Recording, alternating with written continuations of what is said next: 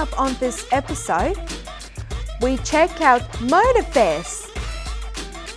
We're joined by the Queensland Health Minister, Yvette D'Ath. I'm so thrilled to be here. And we put the spotlight on Cassie and Cedar.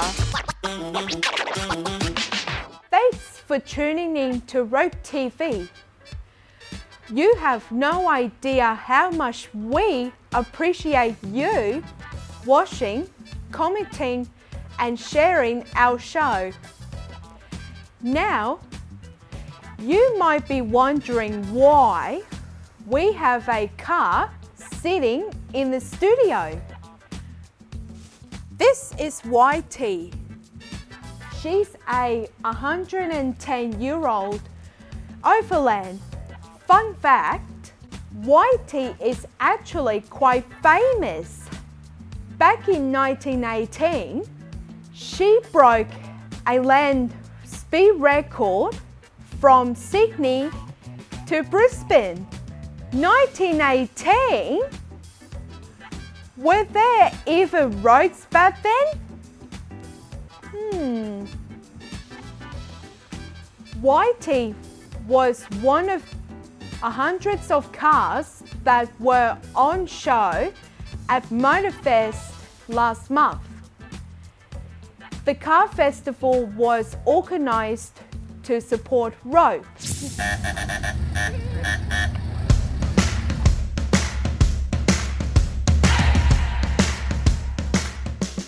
Car enthusiasts and professionals came to show off their powerful machines.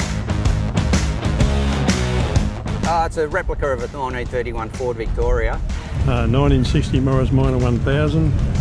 Modern, old, classic cars and some considered veterans like these jewels of the last century. This car is a veteran, which means it's older than 1919 or older.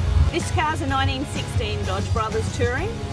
Used to belong to my dad. He bought it in the early 60s. All the money raised at the festival will be donated to Rope. The benefits of this with Rope is, and we just do raffles while we do car shows, and we give back to Rope.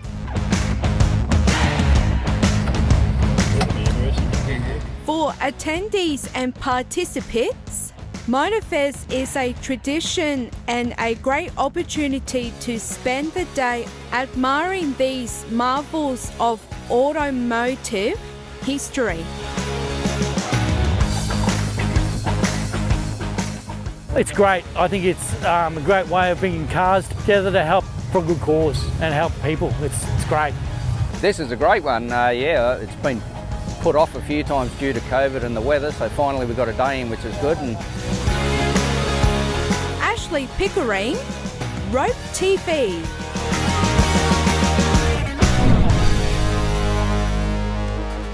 It's now time to welcome our special guest, Yvette D'Ath, the Queensland Health Minister.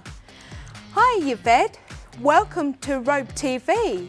Oh, thank you, Ashley. I'm so thrilled to be here. I've been waiting for an invitation to come on Rope TV, and here we are. So thank you so much. What's it like being the Health Minister?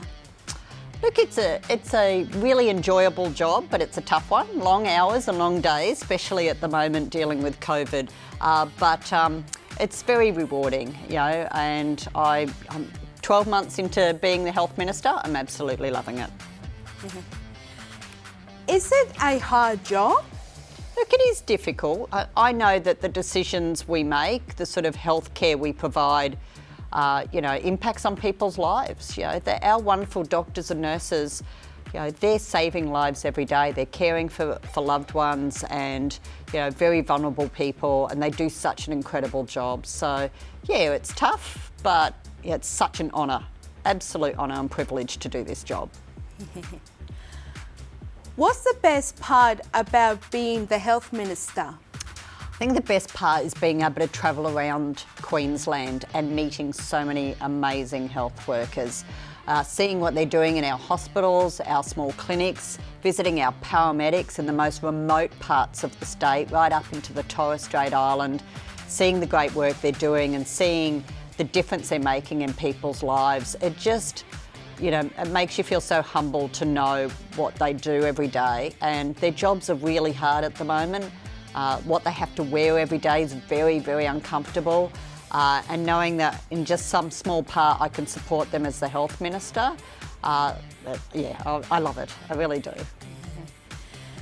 So we know you're the health minister, but you're also a local member in Parliament. I am, and I love Redcliffe. I've represented this local area since 2007, both in the federal parliament and the state parliament. It's where I went to high school. It's where I've raised my kids.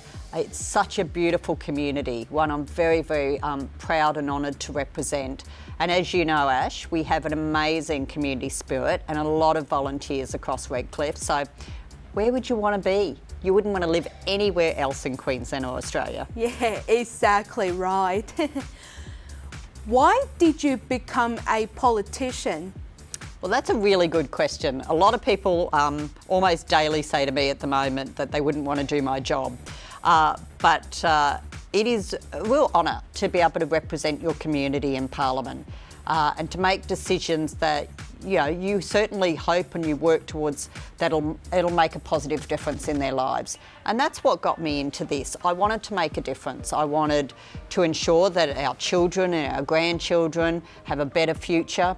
I wanted to make sure that I could be a strong advocate for looking after the most vulnerable in our community, our elderly, our people with disabilities, our homeless, and doing what we could to support them. And we should be very proud of the state and country we live in, the way we do provide for and support our community. But I wanted to make sure that someone like me, who left school at 15, could bring that sort of perspective to Parliament and to give a voice to our community.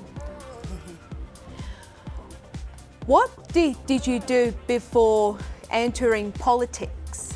It seems so long ago, but I did lots of different things.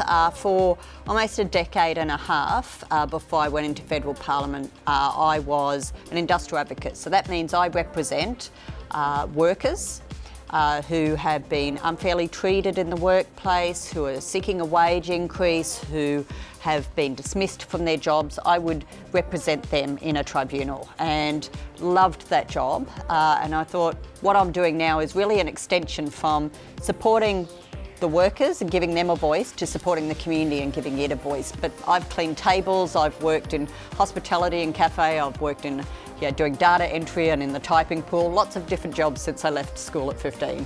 Wow, that's just incredible. What's been the highlight of your political career so far? It's hard to narrow it down. There's a lot of things I've been very proud of as being a minister in the government about the laws we brought in. So very proud to be part of a government that brought in the Human Rights Act, and as the former Attorney General, playing a part in making that, making sure we turn that into law. I think locally the big things would have to be the rail line. That's made such a difference for businesses in our local economy, lifting house prices, making it easier for people to get around, including get to the university, just up at Petrie. The investment we've made in our hospital, all of the school halls we built, the new school libraries and science centres, all of those things, to me are really important legacies that I'm very proud of. But often it's the individuals and the really small things you get to do that makes such a difference in people's lives that gets me out of bed every day. Wow. Thank you, Yvette, so much for being on Rope TV today. Well, thank you, Ash. And can I say, I go on TV quite a lot, get lots of interviews, and I have to say that this is one of the best, and I'm so pleased to be here. And I'm so pleased we're having a chat before we started, Ash, and you told me that you've had your booster shot as well, so that is fantastic to know that you're fully vaccinated, and I hope that everyone follows your lead and makes sure they get their booster as quickly as possible. Yeah, exactly right. Thank you so much. It's now time to put the spotlight on another dynamic duo. I'd like you to meet Cassie and Cedar.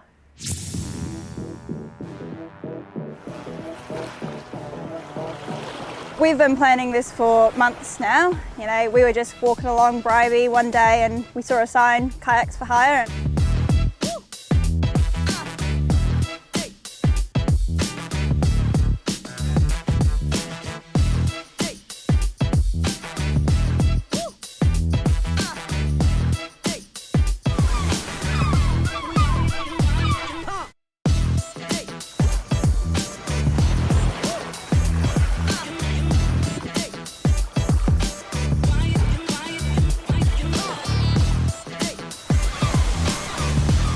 Good, it was fun, pretty fun.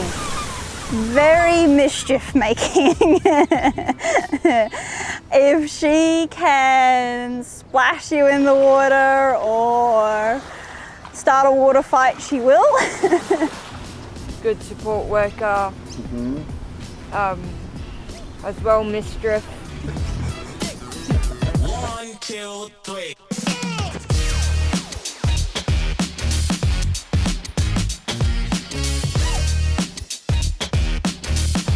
We're gonna try something completely different, like do different stuff like we haven't done before.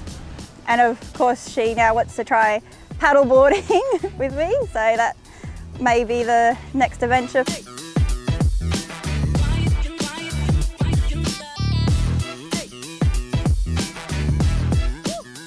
I've been working with rope since I was 18. I actually got into it through my older brother, Matthew. I volunteered for one of their rope camps when I was 16, and I have loved it ever since. Definitely, I can see myself working for them for years to come.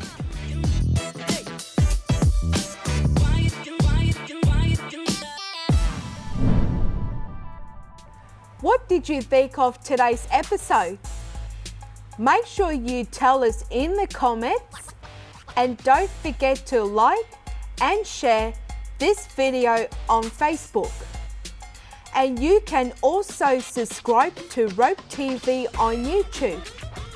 That way you'll never miss an episode. See you next time.